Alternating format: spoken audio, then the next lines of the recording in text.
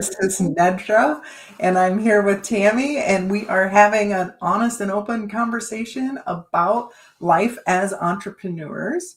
And Tammy and I are both healers. We both teach a healing modality, and we learn and use multiple in our journey. So I specialize in helping healers and wellness practitioners step into their bigger purpose. And actually, Tammy does the same thing and help people with that.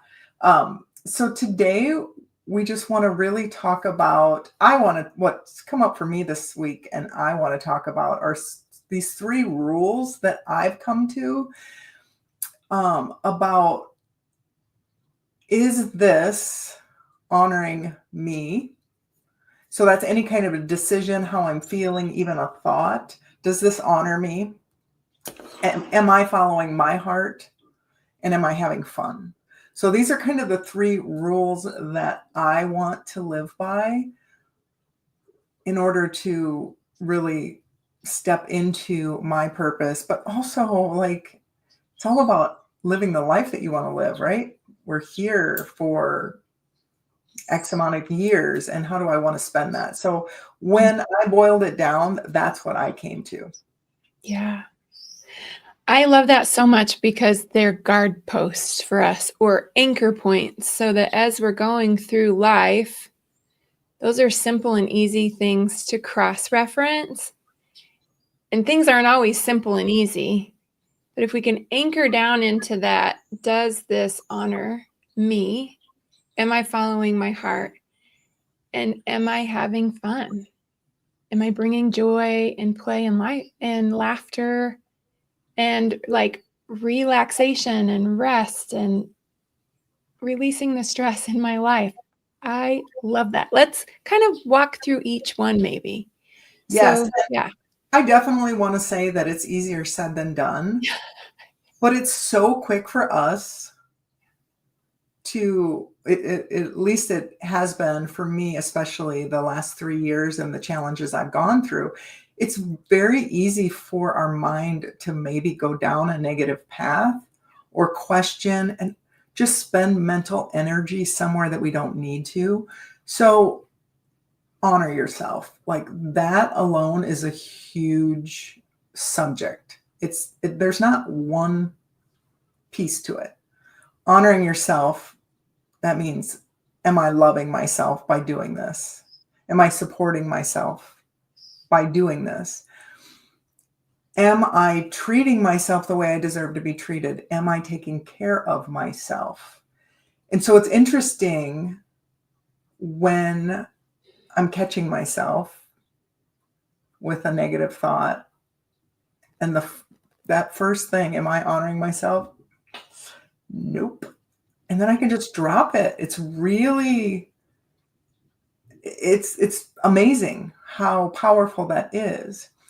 And I'm going to guess most people listening didn't learn how to honor themselves. Like, women, the past generations just haven't, they didn't really know how, I guess. Women have been more in a position of serving and taking care of others. And that selflessness is almost like a badge, which selflessness is a beautiful thing as long as you're not neglecting yourself. And that's what we need to learn, is to care for ourselves first and then to help others. And if we all did that, can you imagine how beautiful the world would be? Yeah. Yeah. I just want to go a little bit deeper into this honoring yourself. Sometimes it is a simple decision of which direction should I go or what should I be doing in this moment? But there's something deeper that might be feeding that thought or feeding that decision, might even be repeat patterns that keep coming up and coming up and coming up. I mean, that's the work that we do, that in those moments, it can get really muddy, but all the time, those feelings, and this is a guidepost to help you. It's a gate, it's a doorway, it's a trailhead. that you can lead to get to the answers of what is driving that. And that's the space we provide and help people with. And we lean on each other to help each other with, because sometimes we can't see those patterns. There are blind spots. So when you're feeling a certain way and you go to these anchor points, it does this honor me. You're going to get an answer, and then you can follow that to find out, what is it leading you to? Are you honoring yourself in a way that is protection, that's withdraw? Or are you honoring really who you truly are, your calling, and being in alignment with that? And that's not always a straightforward path.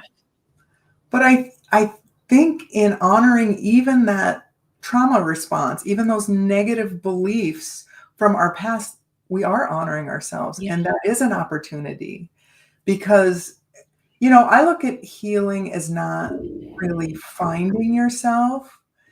Everybody, if you're listening, like, you have a purpose inside of you. You came into this world with value.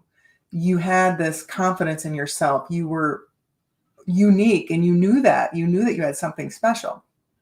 That's still there. So healing isn't like this finding ourselves, it's freeing ourselves from what I have recently started just calling lies. They're not truth about you, but you might be responding to it and believing it's true. So sometimes in honoring those negative feelings and patterns, and why am I doing this? You are honoring who you are, because it's sometimes a little sifting and sorting. Like, that feeling is a pattern, and I have been carrying that. So I need to honor that experience I had, to heal from it and to free myself, and then get even more in touch with who I really am. That's right. Yes, 100% agree with what you're saying. We are not broken. We are whole and complete.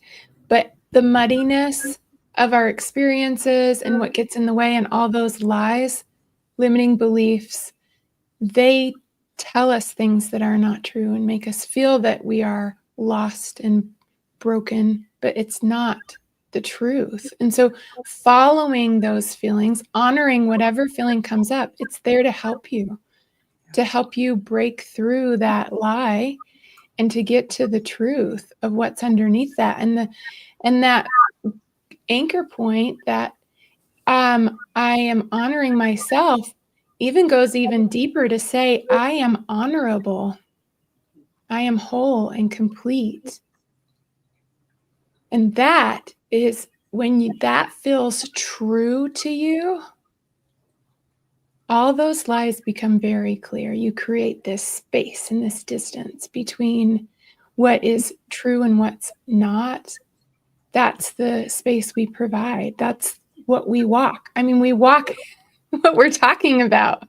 Things come up for us, and we have to anchor into these points in the same way that we're talking and inviting you to do that as well. Yeah. And I mean, this is a real conversation about what happens when you make goals and you set intention and you manifest something better for yourself.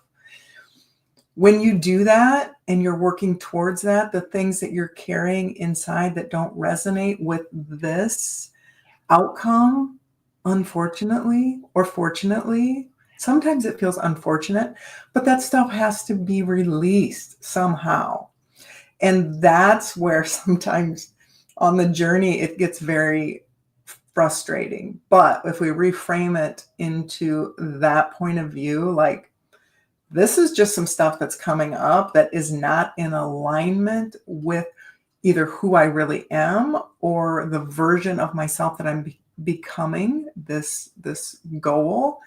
And if we can embrace it, it helps. The other thing that I think I found is, sometimes when you feel those negative emotions, I really try to step back from it and be like, that emotion is not me. That's just something I'm feeling right now. Mm-hmm. And it's here for a reason. Mm-hmm. So am I creating it with my thought and what I'm focusing on? Am I creating it? Or is it actually an emotional imprint in my body that I've been carrying for a long time. Yeah. And when you recognize those patterns, that's where, I mean, people can white knuckle it. They can. You can use willpower. Yeah. A lot of business coaches talk about your why. If your why is big enough, then you can push through all of those obstacles. What if we just like erase the obstacles That's right. and make more of a clear path? That's right. Yes. Yes. Oh my gosh. When you're painting that picture, it's so clear for me that when you have this goal, this why, your calling, and the resistance that comes in between that, it looks like weird self sabotage. It looks like imposter syndrome that can really hold you back, create barriers and blocks. And it is exhausting to try to push through those walls. I feel like I'm running through the walls with my head, and it is just exhausting. Yeah. I have a actual suggestion that's coming through right now. And for all of us, because I think we can tune into the different parts of us.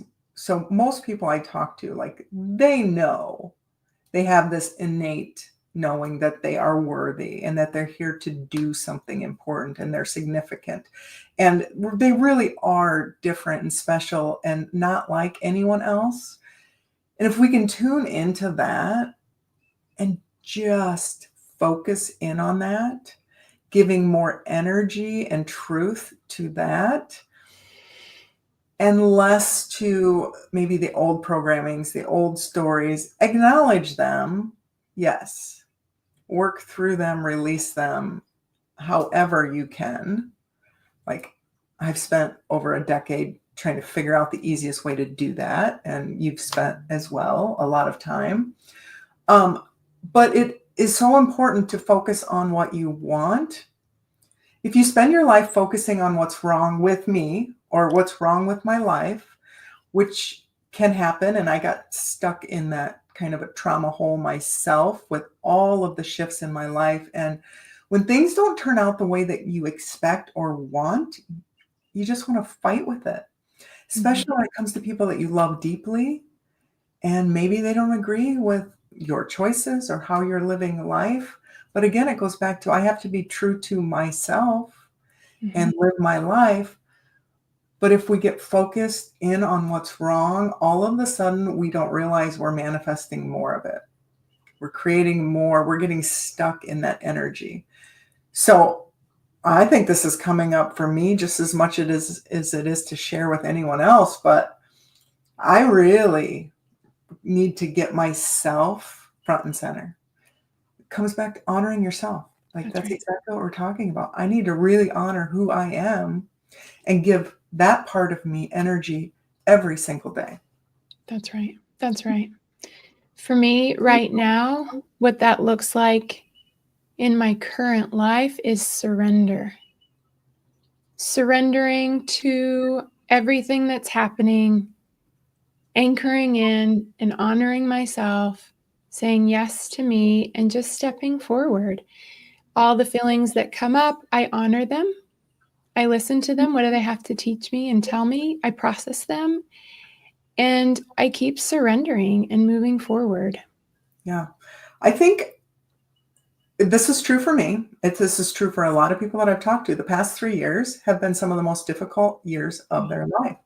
I thought my difficult years were behind me, and I really had like a decade of hitting all my goals. Life was like, it was what I wanted. I created what I wanted. It was great. And then, like, there's just this big breakdown. A lot of events happened in my life, and I think that that's happening to a lot of people in the world right now. And some people are either getting stuck in that shift that's happening right now. I think, globally, there's a lot of stuff going on. Or again, it's, we're talking about this opportunity to clear out baggage, clear space, however you want to call that, for the next chapter that's coming.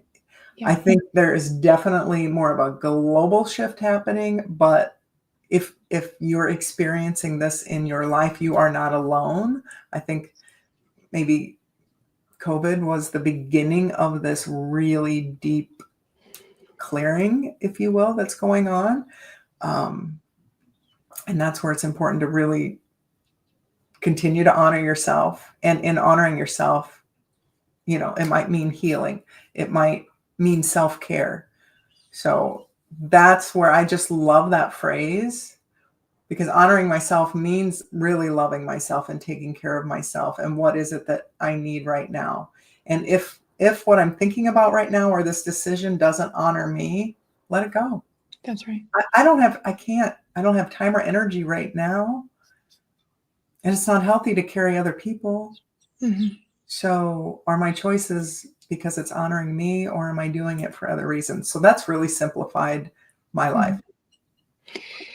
Yeah, I mean, that's been my message this year also, is this is a time of new opportunities and new growth and change, right? With change comes those new opportunities and growth, but it also is closure, closing doors in order for new doors to open. It's a time of being courageous, honoring ourselves, trusting and moving forward, and also letting go, saying goodbye, closing the doors. And in this, we can have, polarizing feelings of stress, fear to move forward into the unknown, but also excitement and hope, and also grief and loss and sadness for what is being let go. All of that is what we're talking about right now. Honoring all of it, because it points us to where we need to go. And at the heart of all of it is, I am honorable. I honor myself. And those are the choices in how I'm going to stand and how I'm going to move forward. Because it's also very important that we continue to move forward. Yeah. So let's move to the second part of this, is following your heart. And I know a lot of people, just people in general, including myself, sometimes we react to our feelings, but it can be an emotional response, again, to those patterns. But when I say follow your heart, I mean, put your hand on your heart and tune into your heart. And is this in alignment with my heart?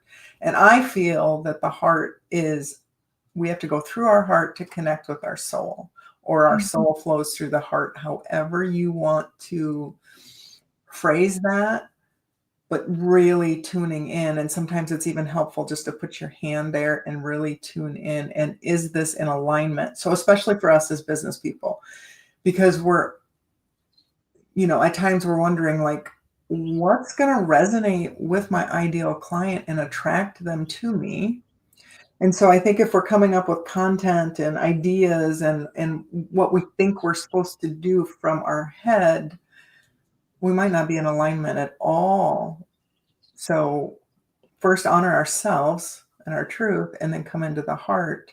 And this is just really a really good guidance place. And if it's not in alignment with your heart, why would you do it? Why do it? So again, that's kind of my second guidepost for me, is just to tune into the heart. And I think bringing intuition into your business is really, really important, because it's so easy to get caught up with what you're supposed to do, funnels and launches. And I've worked with some business coaches that they want to take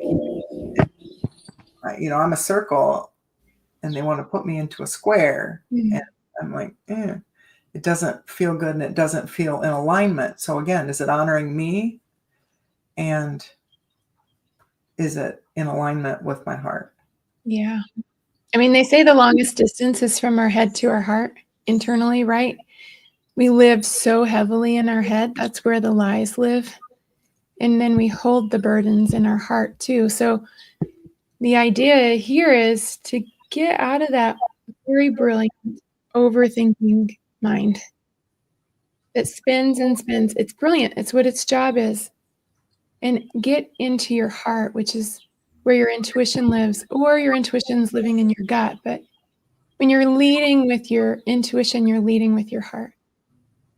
And learning what that feels like and learning what that sounds like. That's the work that I do. I help people learn that path to their intuition I and think lead their life that way. And so that you're not looking in the rear view mirror saying, man, I knew that. I should have done that.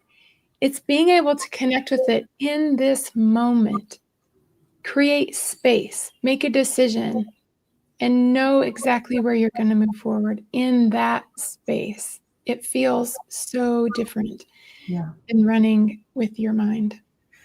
The one thing I've found with the gut that can be tricky is because all that anxiety and our stuffed emotions lives down in the gut too.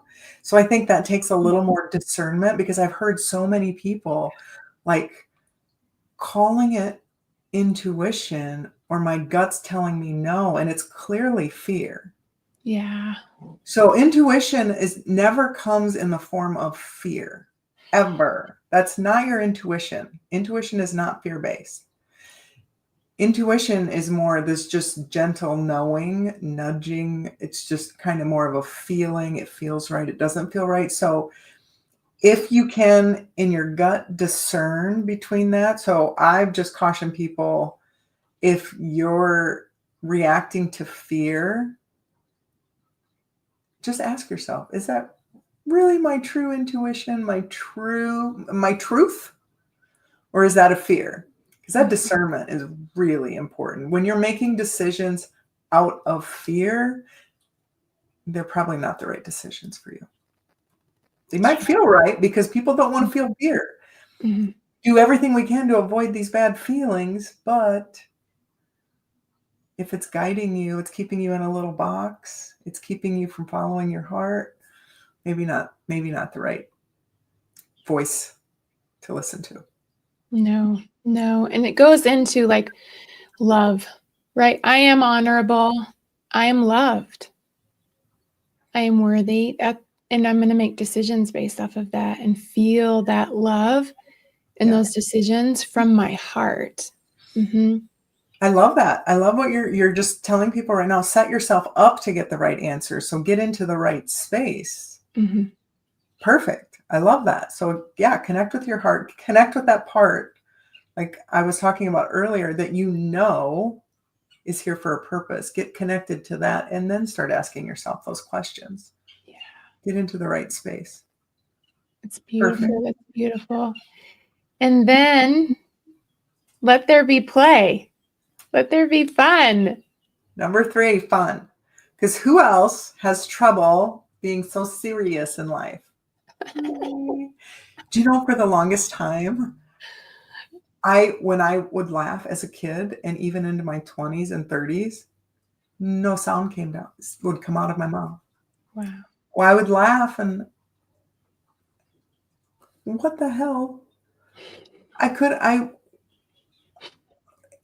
So now, like when I have sound in my laughter, it was like I don't know, it was like it was wrong or empty, or that definitely corrected itself through all the healing that I did. It wasn't something that I intentionally did, but I think once I started actually laughing, I noticed, oh my God, how did I have silent laughing before?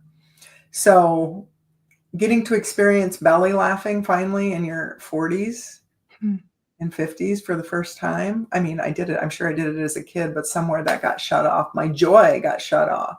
So to bring that back, and now to make sure that I'm making time, it's got to be a priority. Yes. Otherwise, the lists go on and on and on and on of what needs to get done. Well, put fun on the top of the list. Oh man, the list will never end. I mean, Brene Brown speaks that joy is the most vulnerable emotion that we can be in.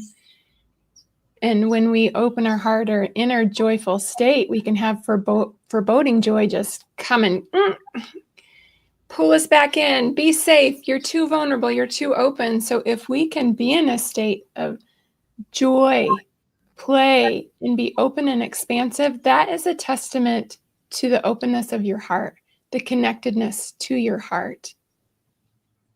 And walls get put up around the heart for protection. And I know that. And I had many, many, many of them. So I had difficulty in making deep connections with people, being vulnerable, being open, like this joy. You're exactly right. So, just notice for yourself, am I able to open my heart, or do I have these barriers up here, and do I need maybe some support in getting back to an open heart? Because it is all about protection. And so if we've been hurt in the past, we start to guard ourselves and put those walls up. And a lot of those patterns we don't even realize that are there until we start to take a look at it and start kind of dismantling some of those programming. And then we realize, oh, wow, I've really been shutting people out. Or maybe it wasn't everybody else's fault that I was having terrible relationships. Maybe it was me. Maybe I never let them in. Maybe I wasn't trusting people. Maybe I didn't let myself be loved. Maybe I am talking about myself right now. So those are all things that I carried. I did have a lot of difficulty in having healthy relationships, but it's because I wouldn't let people in. That's so right. I had to come to a place to feeling safe and really knowing it is safe to let the right people in. So it's not healthy to walk around all guarded and protected. No, I mean, heck, I've been dismantling the walls from myself to see my own self. Like I'm protecting myself from myself.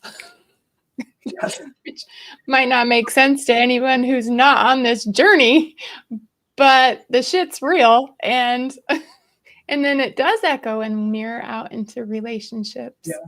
Yeah. I totally get that. I want to leave people on a positive here of really, hopefully with some takeaways here. So just to like recap, number one is really start to honor who you truly are. And you can set that intention to tap into yourself and to that part of you, that innate truth. And that even if you don't know what the purpose is, everyone has purpose. Everyone came here with value and purpose. Tune into that. Start to let your heart guide you in your choices, business choices, life choices, and then have fun. Have fun. Yes. Do you have any parting words, Tammy? This is a beautiful conversation. I'm so grateful for everyone who is watching and listening in on this. And we are here to continue the conversation and help you on this journey to have these be your anchor points in your life too, just like they are for us. And we'll be back next week to continue the conversation of the magical information that comes into our lives as we go along this journey to live and to learn, to honor ourselves, to lead with our heart, and to find time to have joy and play. Perfect. Thank you. See you next week. Bye.